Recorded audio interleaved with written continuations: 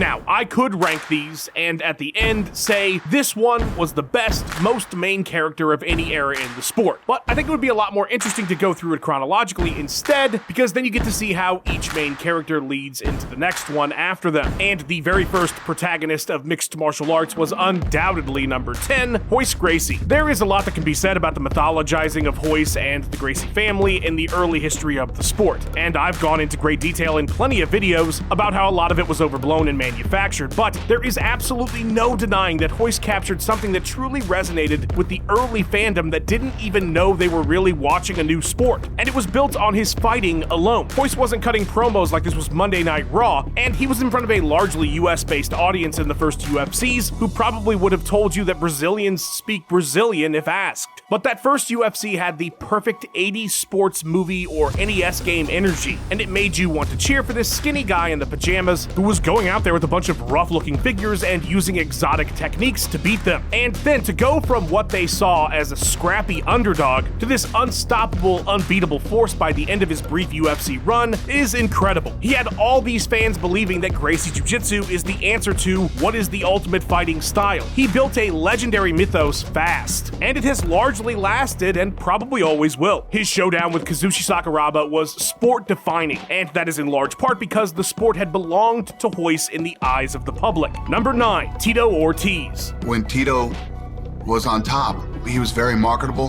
He had a lot of fans, a lot of people were into him. I had bleach blonde hair, flames in my shorts, and I always did things like no other. I was the bad boy. I had the bad boy image. While the early UFC was white hot and getting popular fast, when the bottom dropped out and the band started, it wasn't that somebody was unable to take up Gracie's mantle, there was no mantle to take up. But in the early 2000s, as the UFC was defibrillated by Zuffa, Ortiz would completely redefine what a star was in MMA. Brash, over the top, looked like a literal video game character. It wasn't even about the fighting, which of course he was great at, and winning is a vital piece of being considered the sport's top guy, but anybody can win. Very few can beat Tito Ortiz. It's kind of crazy when you think about the level of influence that Tito has had on the sport. Sure, there were precursors who were larger than life, but because Ortiz would reach main character status, his persona shaped generations to come. He was the blueprint for so many future stars, and deserves way more credit for the whole vibe of that era. Like, early Dana was not cool, but Tito was. Everyone looked at the turnaround that Zuffa eventually made, and how strong their brand identity would become, but I think a lot of that was white and the Fertittas looking at Tito and saying, man, this guy is cool as fuck. We need to be cool like that too. I've probably written novels by this point about the negative aspects of Ortiz's career, but his influence on the sport is undeniable. Number 8,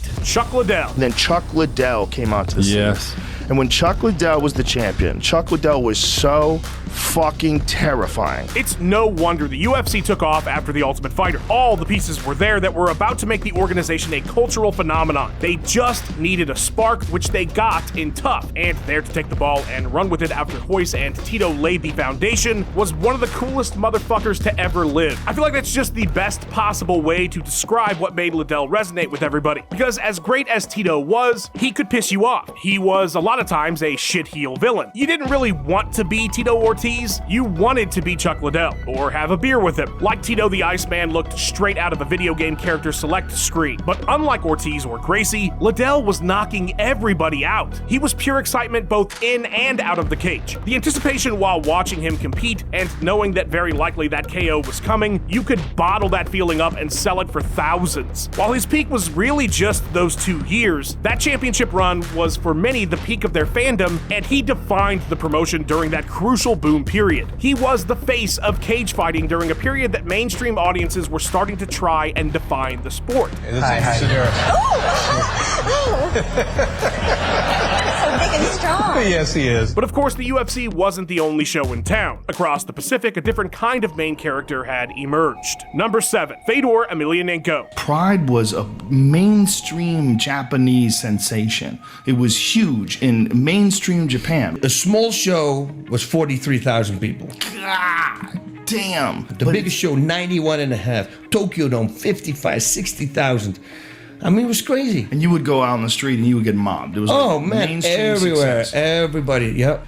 Freaking Fedor versus Crow Cop. Yeah. Or Fedor and Nogueira. You know, those epic fights. If ever this sport had a final boss, it was prime Fedor. Like, Hoist had that unbeatable quality, but not like Fedor by 2010. 31 wins without a single real loss going back a decade. The fight with Mirko Crow Cop felt like it was MMA's series finale. It's honestly a bit hard to describe the aura that surrounded Emelianenko during that time. People use the phrase living legend way too lightly, but Fedor was a legend in the mythological sense almost. Especially for many US fans who got into the sport after Tough, after Chuck, and then found out about this unbeatable Russian in Japan who was eerily calm before destroying everyone and is better than your favorite fighter. There was this Fedor highlight video I found back then on YouTube by a guy named Pride Fedor Pride. I would highly recommend it. The editing is fantastic. I would put this thing on before every workout back then and be ready to run through a brick wall afterwards. The reason I bring it up though is because at the start, there's a quote from Bas Rutten where he says Fedor has no weaknesses. That quote always fucked me up, gave me chills, because that really is how it felt back then. Watching Fedor in that era felt like you were seeing Michael Jordan or the Beatles live. You knew you were watching the greatest of all time. His dominance and his mystique made him MMA's main character during that time, despite the UFC's boom. Number 6, Brock Lesnar. Brock Lesnar,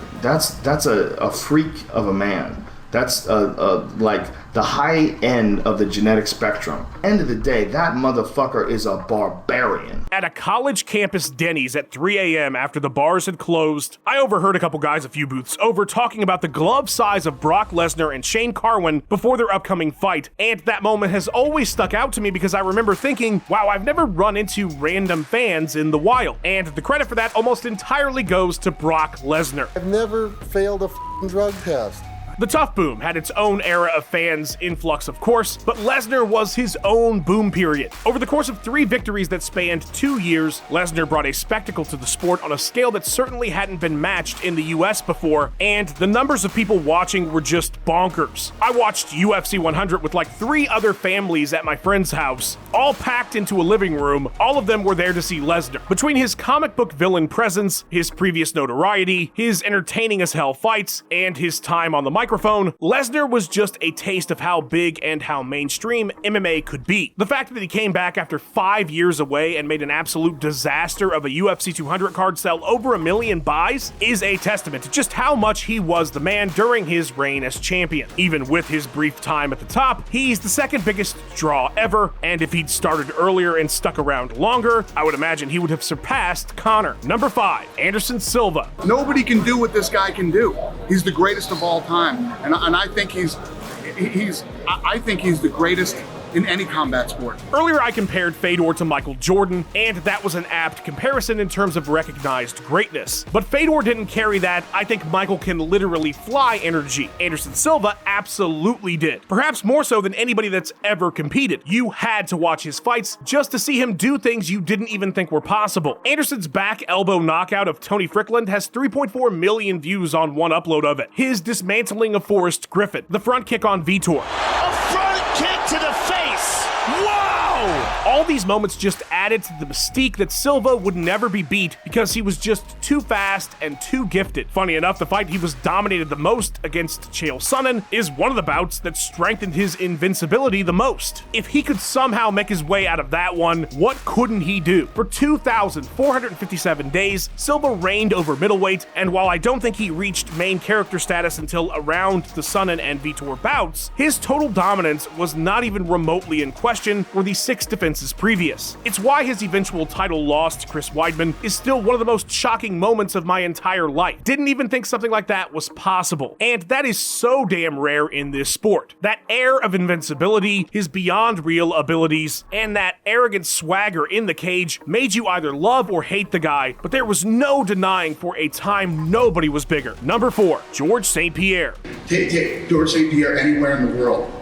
Fans go crazy over this guy. You know, he is the most famous guy ever to come out of Canada as far as an athlete goes. Other people said, yeah, well, what about Wayne Gretzky? I said, yeah, he's more popular than Wayne Gretzky, too. I'm not sure anything better encapsulates George St Pierre's peak in the sport than recently crowned light heavyweight champion Jon Jones in a crowd of 55,000 plus fanboying out as GSP walks past him to go beat up Jake Shields at the Sky Dome. When you think about the state of Canadian MMA right now, and that country's presence in the UFC versus that moment, it really really shows how important GSP was to Canada, but of course he was so much bigger than that even. It's hard to pinpoint everything about Rush that elevated him beyond champion to that main character focus in the sport. The way he carried himself gave off a professionalism that was lacking at the time, and has not really been fully picked up by anybody since, to be honest. His incredible ability and athleticism, which led to his epic 7-year run as champion, certainly contributed as well. He had compelling rivals too: Matt Hughes, BJ Penn, Josh Koscheck, and of course Nick Diaz. It just very much felt like we were witnessing the very best fighter in the world when we watched GSP, and all those elements combined to allow him to overtake anybody else in the sport for a brief window towards the end of his second reign at 170. When he abruptly left after the Hendricks fight, it really did feel like a void had opened up in the sport. The only moment somewhat close to that more recently would be Khabib retiring, but the scope is not comparable. Number 3, Jon Jones. There was all this debate until he submitted Cyril Gane and became the heavyweight champion. No one can fuck with that. Within a 2-month time frame in both directions of Jon's Hall of Fame bout with Alexander Gustafsson, Anderson Silva would fall and GSP would vacate, leading to a period where there was simply nobody more important than Jon Jones. JBJ had earlier that year decimated Chael Sonnen in the aftermath of the huge scandal that was UFC 151, and he'd cleared out an entire generation of challengers prior. Even back then, the talk was that he might be the greatest fighter ever. While many felt Jones should have lost, the Gus fight massively elevated him because it was the first time we'd ever seen him fight through any kind of trouble. Jon would follow that up with a perfect win over Glover Teixeira, and then fall into one of the greatest rivalries this sport has ever produced with Daniel Cormier. This was peak Jon Jones. This was mask off Jon Jones. The hot mic. Hey pussy, are you still there? The presser brawl. It was white hot, and this felt like the truest danger Jon had been in with a challenger. That wouldn't turn out to be the case, but the lead up to that fight elevated it to places we rarely see in mixed martial arts. Now, after that, Jon would find himself stripped and suspended following his hit and run, leaving him as one of the main stories in the sport, but for all the wrong reasons. His temporary downfall, though, would leave an opening for the peak of our next main character. Number 2, Ronda Rousey. If you were watching Strikeforce back in 2012, the buzz around Ronda Rousey that led to Dana doing a 180 on women in the UFC made so much sense. There was just something about her that screamed superstar, and of course putting her in a spotlight like UFC 157 as the incumbent champion of a division that didn't exist yet in the biggest promotion in the world set Rousey up to either fail miserably or kickstart mega stardom, and she of course delivered. UFC 100, which was big, we spent a ton of money advertising, we did all this stuff, we still didn't get the attention that this fight's getting. We all know the story after that. Mean face, fast walk, arm bars galore. Ronda's peak, though, would coincide with the fall of Jon Jones in early 2015. That Kat Zingano fight felt absolutely massive because, like DC to Jon, Kat felt like a real threat. Also, like DC, that would turn out to not be the case. But that 14-second victory sent shockwaves through the sport, and by that time, the mainstream had fully embraced Ronda, with her that summer winning the SB4 Fighter of the Year. I wonder how Floyd feels being beat by a woman for once.